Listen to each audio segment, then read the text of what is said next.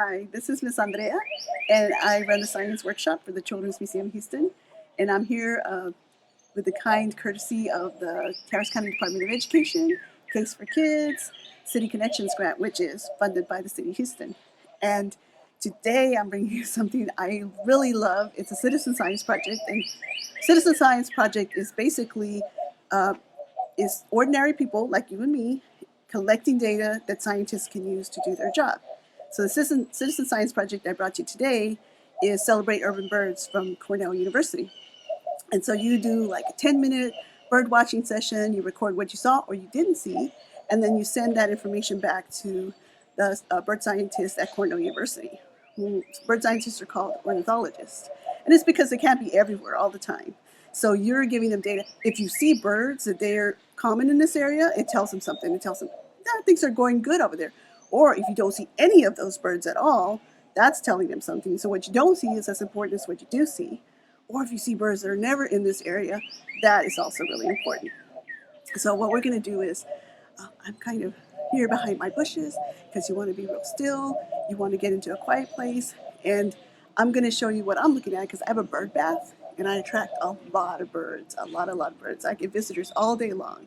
So I'm going to pan around and show you. But while I am doing that, I'm going to cut away to uh, get you the information that you need in order to start doing the Celebrate Urban Birds. And I'm going to show you another organization, whiteoakbayou.org. Those guys are here local.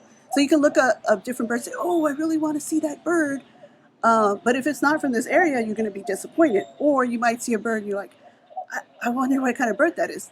If you look at whiteoakbayou.org, they list the birds that are here from this area. So you have a better chance of recognizing them.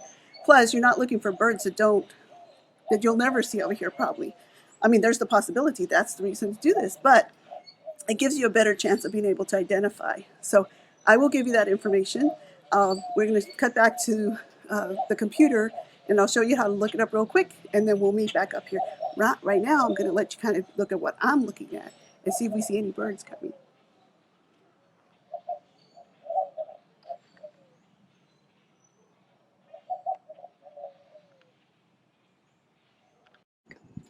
Okay, so this is Celebrate Urban Birds. If you put celebrateurbanbirds.org, it'll bring you to the Cornell Lab of Ornithology. Ornithology, again, is the study of birds.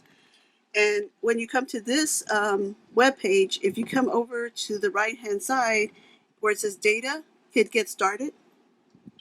And what will come up is the instructions for how to do the 10-minute watch. This is if you're going to do the citizen science project. So, for instance, if you go to the number 1 and learn to identify your neighborhood birds and click on that, and it will take you to, you hit on the United States, and then it will bring up the focal species. That's the species that they're really interested in knowing if you saw or didn't see them. And so you'll check yes if you did see them. And if you saw birds that were not on here, they have a separate section for you to write down what you saw. But these are the ones that they're really wanting to know about, that they're doing study on right now. And if you go to data and get started again, then you'll just go down the list. So you'll pick a time and place to watch the birds. It's only for the 10 minutes. And this time and place could be anywhere. You could pick, it doesn't have to be a park. It could be any space that you designate. But if you see birds outside of that area, don't count them. It's only 10 minutes, and then they want you to repeat it 3 times, 3 different days, but they want to see if you can do it within the same week. If you can't do it within the same week, they're okay with that also. Just make sure that you notate that in your data. So I'm going to take you, this is pretty self-explanatory, and then they have instructions, download the instructions. But I want to take you something local, and that is White Oak. Let me go back to the beginning of this. Well, if you go to whiteoakbayou.org, that's this first part right here, that will take you to a local resource. And these guys are really fantastic. They have these incredible, let me go from here so that you can see,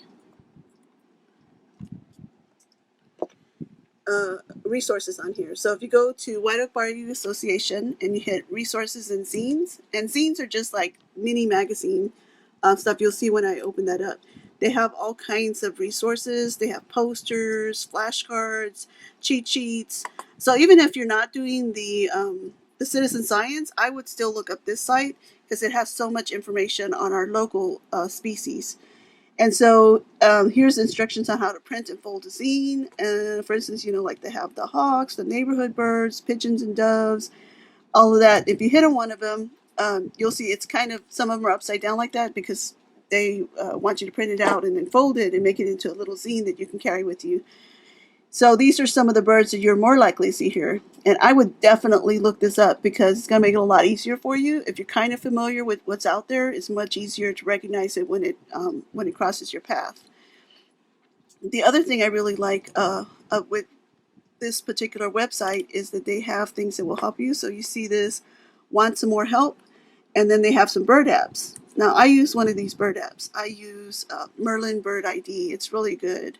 So not only do they tell you about some of the apps, but they give you some information on those apps, and they even tell you like how to use them. So this is a fantastic site. If you're only going to look at one of them, I would look at whiteoakbayou.org if you're not going to do citizen science. But there's so much information out there. There's even sound libraries where you can go and listen to the sound of a bird and see if it's the sound of the bird you hear in your backyard that you can't see. And you might be able to identify it that way. This is really a lot of fun. Once you start bird watching, it's kind of start to get addicted. It's really, birds are very interesting. And, all my life, I remember when I was growing up that I could hear the blue jays, and I got really interested in the birds back then because we had so many around. And you'll see in all my videos, you hear lots of birds. So there we go. I'm back. Did you guys get all the information you needed to go ahead and start your 10-minute bird watch? While we were gone, right before we left, did you see, first of all, did you hear all the birds in the video? And did you see the one on the fence waiting for me to leave?